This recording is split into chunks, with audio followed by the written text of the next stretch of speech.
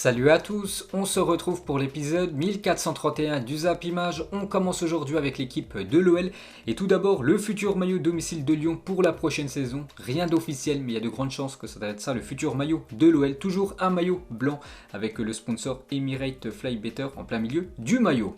Ensuite, toujours avec cette équipe de l'OL, donc officiel, Marcelo prolonge jusqu'en juin 2023 avec Lyon. Donc lui, il était à deux doigts de quitter le club il y a quelques temps. Il a failli même se battre un coup à la fin d'un match avec les supporters lyonnais. Du coup, voilà, Aulas est content de son rendement actuellement. Du coup, il le prolonge d'une saison supplémentaire. Ensuite, toujours avec cette équipe de l'OL, donc Rudy Garcia, le coach, devrait quitter Lyon à la fin de la saison d'après le journal Le Parisien. Et il y a une grosse rumeur que le futur coach lyonnais pourrait être l'entraîneur actuel de Lille. Christophe Galtier plaît beaucoup aux dirigeants du club. Donc Rudy Garcia pourrait quitter Lyon et du coup pour le remplacer, il penserait à Christophe Galtier. Et pour finir avec cette équipe de l'OL, environ 3000 personnes se feront vacciner contre le Covid-19 dans les prochains jours au Groupama Stadium. Donc voilà quelques infos sur cette équipe de l'OL. Ensuite, regardez actuellement le top 6 des meilleurs dribbleurs du top 5 européen cette saison. Et le premier, c'est l'Espagnol Adama Traoré. 118 dribbles réussis sur 168 tentés, c'est plutôt pas mal. Le deuxième, Lionel Messi, 113 réussir sur 182 tentés. Et le troisième, Galan. On peut voir le reste du classement. A noter que Zambo Anguissa, l'ancien Marseillais, très bien classé. Il est 5ème de ce classement. Ensuite, une déclaration de Emen Moueli, donc c'est un défenseur de Gibraltar. Il y a quelques jours avec son équipe de Gibraltar, il a reçu dans son stade l'équipe de la Norvège, bien sûr, où Erling Haaland évolue. Il a dit: Haaland, ce type de joueur est top quand vous devez en affronter un. Vous devez vous préparer énormément. Le but était de ne pas lui laisser d'espace car il est très rapide et très fort. J'attendais plus de lui. C'est vrai que Erling Haaland a énormément déçu lors des 3 matchs avec la Norvège. 3 matchs, aucun but pour l'attaquant du BVB. Pourtant, il marque but sur but en club. Donc voilà la déclaration du défenseur de Gibraltar. Un peu déçu de Erling Haaland. Et toujours avec l'attaquant norvégien et aussi Kylian Mbappé pendant cette trêve internationale. Donc la relève du football. Donc tout simplement 0 but pour ces deux-là. Ensuite, pour revenir sur l'attaquant norvégien, donc Mino Raiola, son agent, il a fait une déclaration, il a dit: il peut aller dans n'importe quel club car il en a le potentiel. Il aurait pu le faire l'année dernière, peut-être qu'en l'emmenant au Borussia Dortmund, j'ai été trop prudent avec lui. Haaland est en avance sur son âge, nous verrons ce qui se passera dans le futur, bien sûr, pour son avenir. Donc moi je le vois quand même quitter cette équipe du BVB, surtout si Dortmund ne se qualifie pas pour la future LDC. Toujours avec l'attaquant norvégien et aussi Kylian Mbappé. Donc il y a une équipe qui n'est pas du tout intéressée par ces deux-là, c'est l'équipe de Liverpool. Quelle que soit l'issue de la saison de Liverpool, Jürgen Klopp n'aurait aucune intention de faire une offre pour Mbappé ou Haaland. Les Reds souhaitent rester en phase avec leur politique de recrutement et de ne pas se lancer sur des transferts XXL, comme font bien sûr l'équipe de Manchester City et l'équipe du PSG. Ensuite, 5,4 millions de téléspectateurs devant Bosnie-France. Donc il y a quelques jours sur M6, donc belle audience encore pour un match de l'équipe de France. Donc les supporters français toujours aussi présents devant leur télé pour regarder les matchs des Bleus. Ensuite, toujours avec les Bleus, donc il y a quelques jours, j'avais dit que l'équipe de France était sur une magnifique série de 8 victoires d'affilée à l'extérieur. Donc la France a enchaîné une 8e victoire consécutive à l'extérieur, son record. Et on peut voir qu'il y a quand même 2 grosses nations où l'équipe de France est partie s'imposer à l'extérieur. Donc le Portugal et bien sûr la Croatie. Ensuite, toujours avec l'équipe de France, regardez le 11 potentiel de l'équipe de France pour l'Euro 2021. Donc rien d'officiel bien sûr, on saura la liste de Deschamps dans quelques semaines. Mais il y a de grandes chances que l'équipe de France, enfin le 11 de départ, ressemble à celui-là avec Hugo Lloris au cage.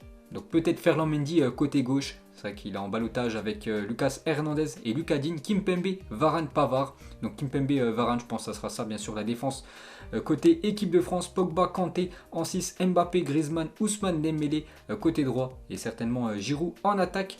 Cette fois-ci le 11 potentiel du Portugal pour l'Euro 2021, donc bien sûr avec des énormes joueurs comme Cristiano Ronaldo en numéro 9 avec Diogo Jota côté gauche et Félix côté droit avec aussi du Bruno Fernandes, Danilo Pereira et Bernardo Silva. Grosse team aussi pour la Seleção. Ensuite, cette fois-ci, le 11 potentiel de l'Italie. Là aussi, du très très lourd. Côté italien, n'oubliez pas que l'Italie est sur une série de 25 matchs d'affilée sans perdre. Les 25 derniers matchs, pour vous dire que aussi ça tourne très très bien.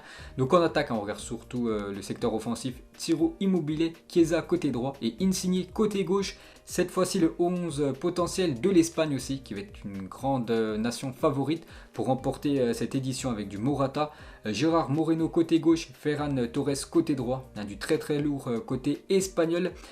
Cette fois-ci, le 11 potentiel aussi de la Belgique, qui va être favorite aussi, la Belgique, actuellement première au classement FIFA avec du Lukaku devant Eden Hazard. On sait que voilà, il a très peu de chances de jouer comme Eden Hazard cet Euro dans quelques semaines. Et Mertens côté droit. Il y a aussi Thorgan Hazard, Meunier ou même De Bruyne et Tielemans. C'est une grosse équipe belge. Et pour finir, le 11 potentiel de l'Allemagne. N'oubliez pas que l'Allemagne, premier adversaire de l'équipe de France pour cet Euro 2021 avec du Sané, Gnabry et peut-être Müller. N'oubliez pas que Müller actuellement ne joue plus avec la sélection allemande parce que Joachim Löw ne fait plus du tout confiance au milieu du Bayern, et Lothar Matthäus ne comprend pas pourquoi Thomas Müller n'est pas appelé avec la Mannschaft. Il a dit: j'emmènerai Müller avec moi pour deux raisons, qualité et mentalité. S'il continue à jouer comme avant, il est impossible de ne pas le prendre à cause de sa qualité. Donc voilà la déclaration de Matthäus par rapport au cas Müller. Ensuite, le Tour Bernabéu bénéficie désormais d'une exposition détaillant les travaux de rénovation du stade. Les supporters pourront en apprendre davantage sur les étapes de transformation que va subir l'enceinte du Real Madrid dans les prochains mois. Vous savez qu'actuellement, le stade du Real Madrid en rénovation. Et en gros, il y a une maquette maintenant où les supporters du Real Madrid peuvent venir regarder pour voir à quoi va ressembler le futur stade merengue qui devrait être disponible fin de l'année prochaine, en 2022.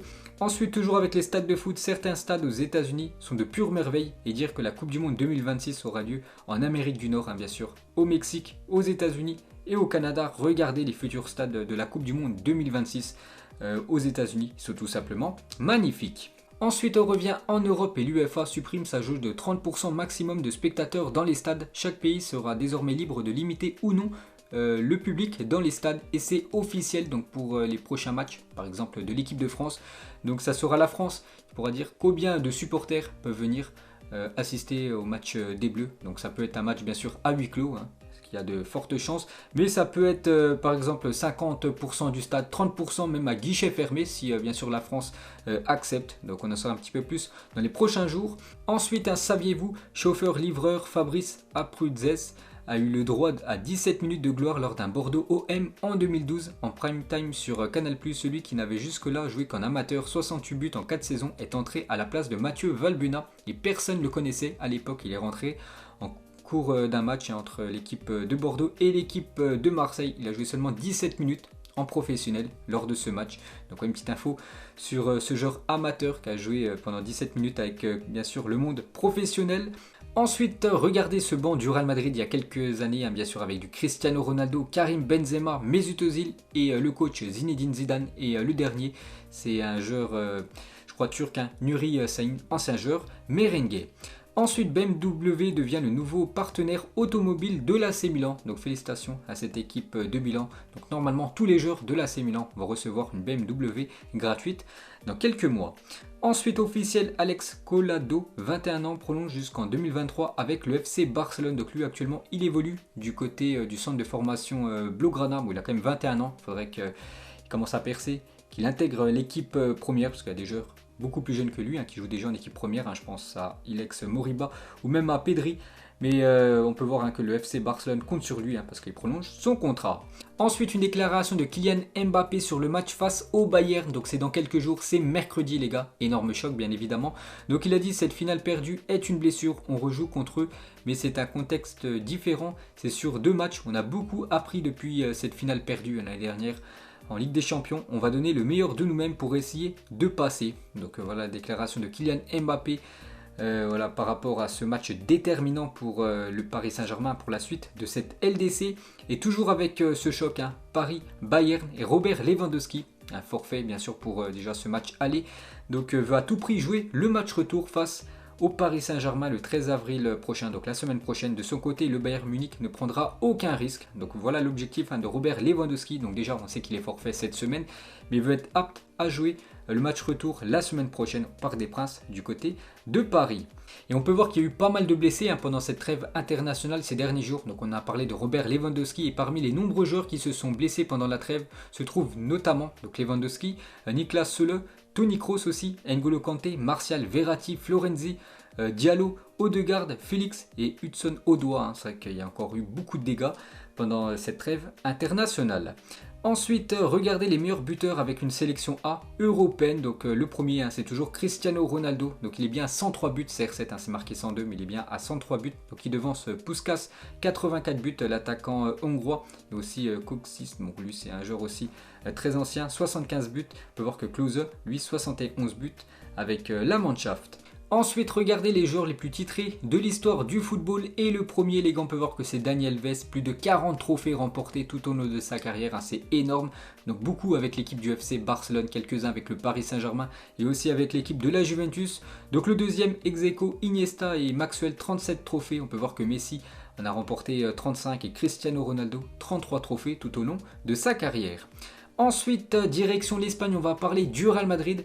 Et une sacrée info, parce que le Real Madrid envisagerait de vendre Eden Hazard dès cet été. Parce que vous savez qu'Eden Hazard, depuis son arrivée en Espagne, on peut le dire, c'est un flop. Beaucoup de blessures pour le joueur belge. Et le Real Madrid envisagerait de se séparer d'Eden Hazard lors du prochain mercato estival. La valeur marchande du Belge, payée 23 millions d'euros par an quand même en salaire, c'est énorme, ne cesse de dégringoler. Elle est inférieure à 50 millions d'euros selon le CIES. Donc acheté plus de 120-130 millions d'euros, je crois, il y a quelques années. Enfin, c'était en 2019 du côté de Chelsea. Donc maintenant, Eden Hazard coûte seulement 50 millions d'euros. C'est pour ça que le Real Madrid, pour éviter de payer encore son énorme salaire de plus de 23 millions d'euros par an, donc il pourrait le vendre dès ce mercato 2021. Ensuite, on va parler d'un autre Belge. Lui, actuellement, il performe énormément avec son club. C'est Kevin De Bruyne. Et c'est une question de temps avant la prolongation de contrat de Kevin De Bruyne avec Manchester City. Donc, félicitations. Actuellement, certainement le meilleur joueur des Citizens. Ensuite, une déclaration de Jean-Claire Todibo, le défenseur français prêté actuellement à l'équipe de Nice par le FC Barcelone. Il a dit: c'est naze d'aller à Barcelone et de ne pas jouer. Je préfère porter le maillot de Sedan et jouer plutôt qu'aller à Barcelone et ne pas jouer. Bon, après, il devait se douter en quittant l'équipe de Toulouse pour rejoindre l'équipe du FC Barcelone qu'il allait très peu jouer dans sa nouvelle équipe, bien sûr le Barça, une top équipe. Donc voilà, il préfère signer dans un tout petit club et jouer que rester du côté du FC Barcelone et être sur le banc. Ensuite, cet arrêt de Neuer devant Cristiano Ronaldo en Ligue des Champions il y a quelques saisons, face à un pétard, le bras qui ne bouge pas, incroyable.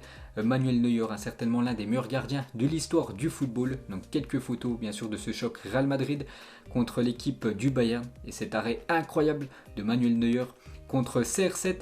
Et toujours avec le gardien allemand, le jour où Manuel Neuer affrontait l'Algérie en réinventant le goal volant lors de ce match, bien sûr contre l'Algérie, ce 8e de finale de Coupe du Monde.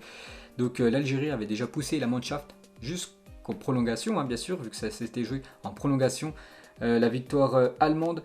Donc il avait touché plus de 21 ballons en dehors de sa surface en Coupe du Monde, incroyable, Manuel Neuer. Ensuite, une déclaration de John Terry. Donc le défenseur anglais, il a dit: toute ma famille est fan de West Ham. Une fois, j'ai marqué un but contre eux avec l'équipe de Chelsea. Quand je suis allé célébrer le but devant leurs fans, j'ai vu mon oncle et mon père parmi eux qui criaient et qui m'insultaient. Donc voilà une petite info complètement folle sur John Terry.